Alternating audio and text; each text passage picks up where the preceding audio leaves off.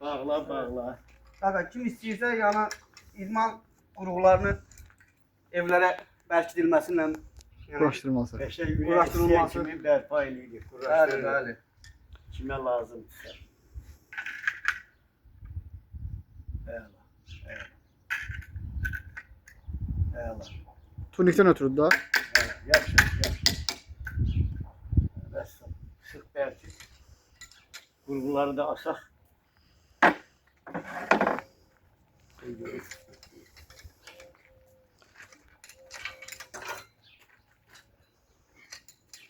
Yaxşıdır, hələ çox sıxma. Yəni bu işlərlə məşğuluq. Yəni gördüyünüz kimi hal-hazırda İstəyirsən hələ ki belə az. Qəşəng. bu qaydada Yəni göstər daha aşağı göstər. asılır. Uşaqlar üstündə var. Sonra Sal aşağı. Yox, Hələ bırak, aşağı bırak. sal. sonra Yo, elə deyil, elə deyil. bu qaydada da Elə asılır. deyil. Fərqi yoxdur. Yəni bu qaydada asılır.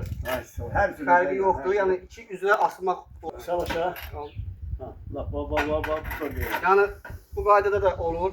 Fərqi yoxdur. Yəni zəhmət olmasın özü də bir dənə yoxlayın görün. Hə, Saxlayır. yoxlaya bilərik. İstəyir uzun adam, istəyir gödək adam, istəyir uşaq üçün də. Yəni salır görə uşaq üçün də.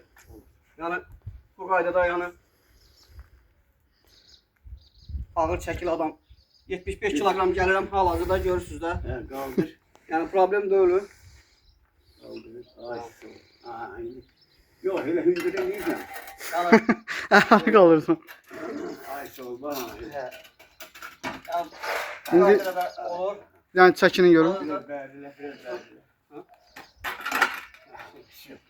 Yəni çəkinin. Yəni çəkinmək də istəsəniz, yəni olur yəni. Əllərini yaxınlaşdırıb. Yaxşı, yaxşı.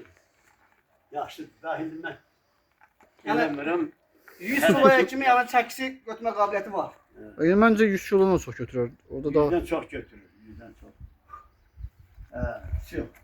Yəni də Allah xeyir versin. çox sağ ol. Bir də ay sabah onu dedim ha. İndi bir dənə də belə də olur. presə işləmək. Yəni qollar bura qoyulur bu qaydada. Bu vəziyyətdə. Vəssalam. Bu Əsas odur ki, vəziyyətdə Sağ. neçə dənə istəsəniz yəni vurmaq Əla. qabiliyyətə maliyəm. Sağ ol.